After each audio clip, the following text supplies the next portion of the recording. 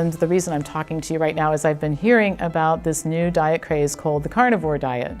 And apparently you just eat meat and a lot of organ meat.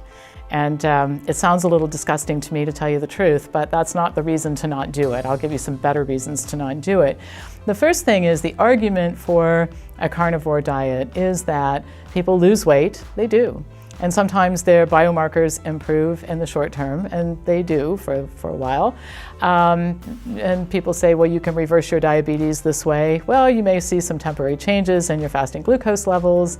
And I think part of the benefit is when people adopt these meat-based diets, paleo, there are a lot of versions of it, they do eliminate dairy and they eliminate a lot of junk food. And you're always going to see some improvement in health just from doing that because people eat so much of that type of thing. However, when people tell me that the reason for doing something is that it works, a diet works, I tell them, well, you know, if losing weight and lowering your cholesterol and normalizing your blood sugar is the only objective, and the fact that it works for those purposes is the criteria, I'm going to throw out some other things that accomplish the same objective. So chemotherapy is really effective for losing weight and lowering cholesterol because it kills your appetite. People stop eating, they don't want to eat, their glucose levels go down, their cholesterol goes down. Well, I don't think anybody, including even some cancer patients, nobody would take on chemotherapy as a weight loss plan, as a way to lower your cholesterol. It sounds ridiculous. I'll tell you something else that works. Cocaine addiction is very effective for weight loss. I have never had an overweight cocaine addict in my office. And by the way, when you lose weight, your cholesterol comes down, your blood glucose levels go down. And so you're probably thinking these are ludicrous ideas, and that is exactly my point. If the only criteria is that it works and you're not concerned about the side effects, there are a lot of things that you could do that would temporarily improve your health until the downside of the thing that you're doing starts to catch up with you, as in cocaine addiction, as in chemotherapy treatments, and those risks that you're taking eclipse the benefits that you're getting. So I'll give you an example in my own office of things that we've seen.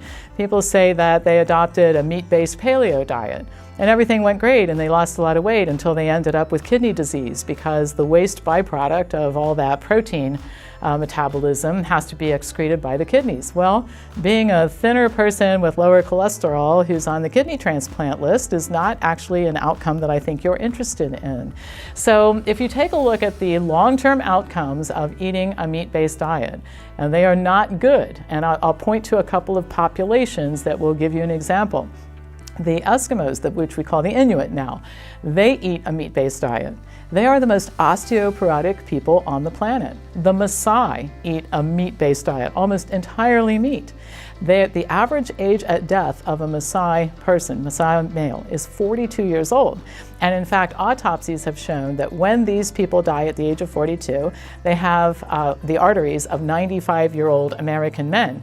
So they are lean and they're hunters and they look great when they're 42 years old eating all this meat.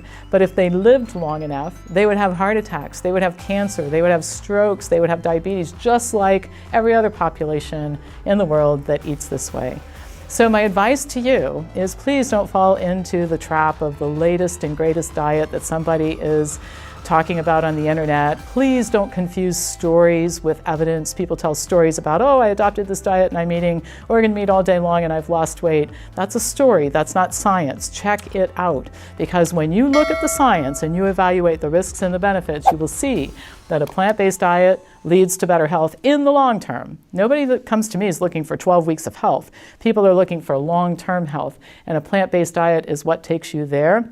These other fad diets that, carnivore, keto, paleo, they do not lead to long-term health. Short-term benefit, long-term, sometimes paying for it for the rest of your life. Don't fall into that trap.